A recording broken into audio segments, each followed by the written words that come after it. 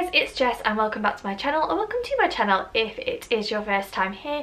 Today I'm going to be doing my first ever book unhaul. Now if you have been following my channel for a while, then you will know that we bought our first house 9 months ago and we've slowly been renovating it. And the latest room that we've done is my study. So I have some gorgeous new bookshelves which you can see kind of just behind me, and my books have been living in boxes for the last 9 months, and getting them out and realizing that I just don't have too much more space to play with has made me really examine the books that I am holding on to. So there are a number of different categories of books, because I also then went to my TBR shelf and decided that I needed to be really harsh about the books that I'm probably never going to pick up. So there are a number of different reasons why I'm getting rid of them. Some books I've read and just didn't enjoy. Some books I read, enjoyed, but I wouldn't reread again, and I probably wouldn't lend them to anybody as a recommendation. Some books I've never read but I just don't think are going to appeal to me. Some are duplicates, and so on and so on. And I'll kind of give a little bit of a reason why, but this video would go on forever because there are 30 books if I went into too much detail. So let's just get on. The first book I'm going to unhaul is The Rembrandt Secret by Alex Connor. I have never read this. James read it. He said it's kind of a Da Vinci Code ripoff. He didn't massively enjoy it. He doesn't think that I would enjoy it, so I'm going to pass on it, and hopefully it will find a home with someone who will enjoy it. Next we have The Hound of the Baskervilles by Sir Arthur Conan Doyle. This is a children's classic and it's one of a few in this style that I have brought from my childhood, but I don't remember ever reading it. I don't know where the rest of them are. I'm actually not going to unhaul this in as much as I'm going to take it back to my parents' house, because I think that my parents have got the rest of these books and probably I'm missing this one from the collection, but there's no point me holding on to it. I don't have any of the others. I'm very unlikely to pick it up and read it. Next up we have The Blasphemer by Nigel Farndale. This is a dual timeline story. One is set during the Second World War and one is set during the present day. My mother-in-law gave this to me. I did enjoy it. I wasn't overly enthusiastic about it. I thought that it was just an okay story, a little bit tropey in places, and not one that I would necessarily want to pick up again. Next we have Fingers in the Sparkle Jar by Chris Packham. This was the Bookish Mama's book for April, so I read it because it was my book club read. It's not something that I would pick up automatically. I'm not a huge memoir reader, probably not ever going to pick it up again. Didn't hugely enjoy it when I read it. I enjoyed it for what it was, but it didn't blow my socks off. So yeah, just another one that I probably won't ever pick up again. Then the first completely unread book, and that is The Life-Changing Magic of Tidying by Marie Kondo. I bought this on a whim when it was very popular and people were talking about how life-changing it was, hence the title, but I'm just not the kind of person who would read a decluttering book. I think I'm quite good at decluttering, or certainly have been since we moved. It's just not something that I think I'm ever going to take the time to reach for or read, so it can go. Next up I've got 3 Robin Hobb books, and before you all fall off your chair because you know how much of a Robin Hobb fan I am, I'm changing them because I have the mass market paperback versions, and as you can see here I have upgraded them to the gorgeous new covers. So I've got Fool's Fate, which is book 3 of the Tawny-Man trilogy, book 2 which is The Golden Fool, and book 1 which is Fool's Errand. And as you can see, even the not just mass market paperbacks, they're all different versions, so I'm only getting rid of these because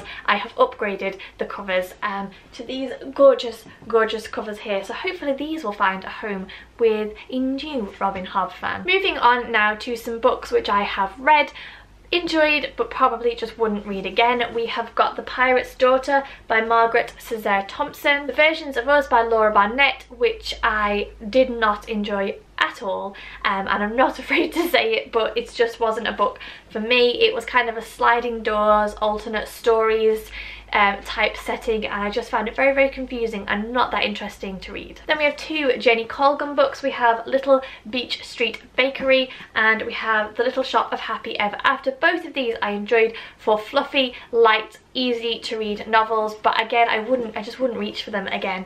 I've read them, I enjoyed them for what they were, and now they can be released to go to a new home. And that applies to the next 2 books as well, which are The Beachside Guest House by Vanessa Green and The Seafront Tea Rooms by Vanessa Green. Appreciated them, enjoyed them, but probably wouldn't read them again. Okay, 4 books now that I'm getting rid of because I really didn't enjoy them. A couple of them I don't even know why I kept them on my shelf, because I actually really disliked them.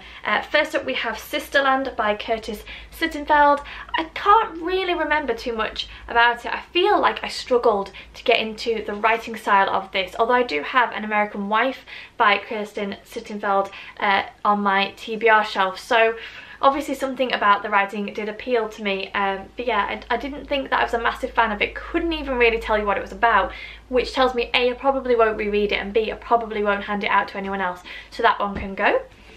Then we have The Memory Keeper's Daughter by Kim Edwards. I think I picked this one up because Jodi Picoult had blurbed it but just didn't really get on with it. Then we have The Accident by C.L. Taylor. I enjoyed this for what it was. It was an okay thriller, didn't blow my socks off, probably wouldn't read it again. And then the biggie, which is the one that I don't know why I have it on my shelf, and that is We Need to Talk About Kevin by Lionel Shriver. I didn't like anything about this book.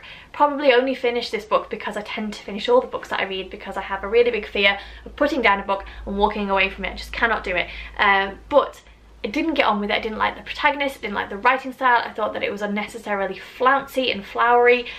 This one definitely falls into the category of books that just wasn't for me, because I know some people who have read this and loved it, and it's a perfect example of the fact that not every book can be for every person, because I just gave this one a big thumbs down. Then we have Murder Most Unladylike by Robin Stevens. This is actually a duplicate copy of a book that Megan has. She loves this series. She has read every single book that is out. She thinks it's fantastic. It's about two girls who live in a boarding school who solve murder mysteries, but for some reason we ended up with two copies, so I'll just be letting this one go. Another one which just slipped through the net as one that I read but didn't really enjoy, that's The Passenger by Lisa Lutz. I read this last month. I just thought that it was okay. If you like psychological thrillers, then you might enjoy this one, but I just didn't think that it ticked very many boxes for me. Okay, then the final section of books are ones that I pulled from my TBR shelf. Most of these I was given or inherited from people who were just getting rid of books,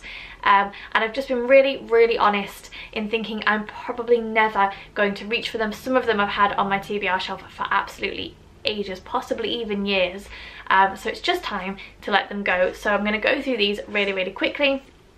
We have got Poppy's Dilemma by Nancy Carson, Emperor of the Eight Islands by Leon Hearn, The Shadow of Death by James Runcie, The Stone Diaries by Carol Shields, Daughter of Fortune by Isabel Allende, The Tiger's Wife by Tia Obrecht, Warrior of Rome Part 1 Fire in the East, and Warrior of Rome Part 2 King of Kings by Harry Sidebottom. And the final book is Under Enemy Colours by Sean Thomas Russell. So there you go, they're the books that I am going to be unhauling. As I mentioned, one I'm going to take to my parents, and the rest I will just give to a local charity shop or used bookstore, and hopefully they can find new homes with people who will appreciate reading them. As always, thank you for watching. Please don't forget to give me the thumbs up and subscribe to the channel, and I will see you all very soon.